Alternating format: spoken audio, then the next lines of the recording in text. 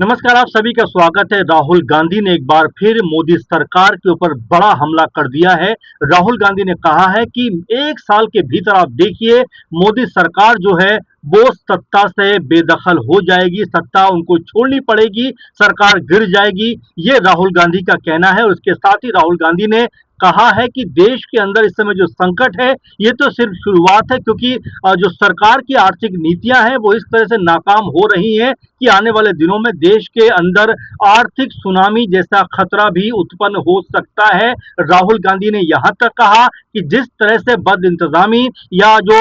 विदेशी नीति का फेल्योर रहा है उसकी वजह से अब इसको कोई रोक नहीं सकता। राहुल गांधी ने तमाम सारी बातें एक सार्वजनिक मंच पर कही हैं और उस मंच के जरिए उन्होंने ये कहा है कि मोदी सरकार ने जिस तरीके से देश को एक गलत राह पर धकेला है उसका खामियाजा पूरे देश को भुगतना पड़ेगा। और ये बातें राहुल गांधी कह रहे हैं कि आने वाले दिनों में जो एनडीए के कुनबे के लोग हैं वो भी अब खफा दिखाई पड़ रहे हैं। हालांकि अभी बहुत ज्यादा बयानबाजी तो निकल के सामने नहीं आ रही है, लेकिन जिस तरह से लगातार देश सवाल पूछ रहा है उसको देखते हुए ऐसा लगता है कि आने वाले दिनों में जो एनडीए कुनबे के जो दल हैं, जितने भी जो संगठन है वो अपना समर्थन वापस ले सकते हैं। और अगर ऐसा होता है तो चूंकि जो बीजेपी है उनके पास 240 सीटें हैं, सत्ता से बहुत दूर रह जाएंगे। इसीलिए राहुल गांधी कह रहे हैं कि 1 साल के भीतर जो मोदी सरकार है वो गिरती हुई दिखाई पड़ेगी। अब बड़ा सवाल ये बन जाता है कि आखिर वो कौन सा दल है जो अब मोदी सरकार का या बीजेपी का साथ छोड़ते हुए नजर आएंगे। क्या वो जेडीयू है, क्या वो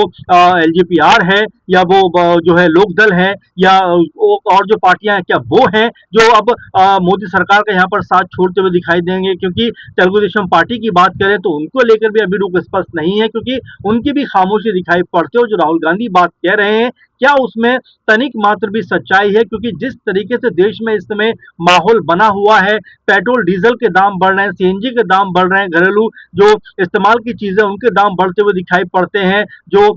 ये कहा जा सकता है रोजमर्रा के जो साधन है जीवन यापन के उनके दाम बढ़ते हुए दिखाई पड़ते हैं। तो ऐसे में राहुल गांधी इसी बात को कहकर अपनी बात को कह रहे हैं कि आने वाले दिनों में देश जो है वो आर्थिक संकट से जूझता हुआ दिखाई पड़ेगा और इसके लिए अगर कोई जिम्मेदार है तो वो मोदी सरकार है। जाहिर बात है राहुल गांधी जिस तरह से इस बड़े मुद्दे के ऊपर अपनी प्रतिक्रिया देते हुए दिखाई पड़ते हैं, अपनी राय रखते हुए नजर आते हैं, वो आने वाले दिनों के लिहाज से बहुत ज्यादा बड़ा संकट की तरफ इशारा करता है। क्योंकि अभी भी देखा जाए तो जिस तरीके से गैस की किल्लत देखने को मिल रही है, लगातार डीजल पेट्रोल के दाम बढ़ते हुए नजर आ रहे हैं, सीएनजी के दाम कहीं ना कहीं बढ़ रहे हैं, और साथ में जो आम आदमी है जो रोजमर्रा की चीजों के लिए जो मेहनत मजदूरी करता है उनके लिए मुश्किलों का सबब बनता हुआ दिखाई पड़ता है। क्योंकि चाहे हम सब्जी की बात करें, चाहे जो रसोई में इस्तेमाल होने वाली चीजों की बात करें, हर चीज के दाम पहले के मुकाबले रोजाना ऐसा लगता है कि बढ़ते हुए दिखाई पड़ रहे हैं। और राहुल गांधी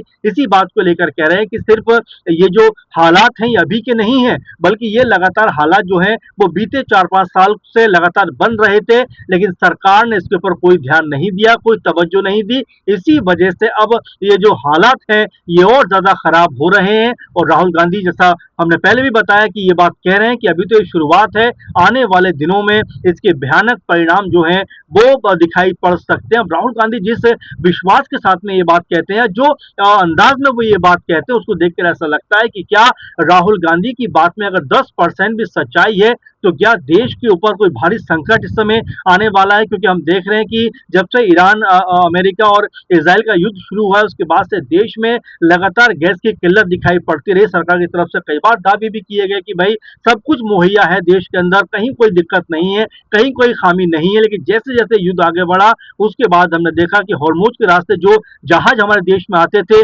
उनको वहीं पर रोक दिया गया। इक्का दुक्का जहाज निकले भी तो उनसे पूर्ति कह सकते हैं पूरी नहीं हो पाई, और तमाम कह सकते हैं जो लोग थे, खासकर जो छोटे छोटे काम करते थे, मजदूरी वर्ग के लोग थे, उन्होंने अपने घर वापस लौटने का फैसला किया। और तमाम फैक्ट्री में जो मजदूरों की संख्या थी, क्योंकि गैस सिलेंडर सिलेंडर मिल नहीं पा रहा था, चीजें बहुत ज्यादा महंगी हो रही थी और इन तमाम बातों को देखते हुए, तमाम सिनेरियो को देखते हुए बहुत सारे मजदूर वापस लौट गए और राहुल गांधी ने अब इसी बात को लेकर इशारा किया है कि मोदी पीएम जो हैं और गद्दी पर बैठे हुए उनको ठोस रणनीति बनानी चाहिए थी, ठोस मजबूत अपना कह सकते हैं कि एक माहौल ऐसा बनाना चाहिए था कि अगर इस तरह का संकट भी हुआ है तो हम उससे कैसे बाहर निकल पाए, इसकी रणनीति पहले से ही बनाई जानी चाहिए थी। लेकिन राहुल गांधी ने जो बात कही है कि देश को लगातार गुमराह किया गया, क्योंकि ये भी कहा गया कि 4-5 राज्यों का जो चुनाव हुआ बीते कह सकते हैं 15-20 दिन, महीने भर पहले, उसके बाद से लगातार दाम बढ़ते हुए नजर आए हैं, उससे पहले दाम नहीं बढ़े। तो एक राजनीति का वर्ग ये भी कहता है कि भाई अगर आपको दाम बढ़ाने ही थे और जब संकट था तो आखिर चुनावों के वक्त आपने ये दाम क्यों नहीं बढ़ाए, क्योंकि आपको चुनावी फायदा लेना था। तो इस तरह की बातें भी अब होती हुई दिखाई पड़ती है। राहुल गांधी ने जिस तरह की बात को सामने रखा है, अगर उसमें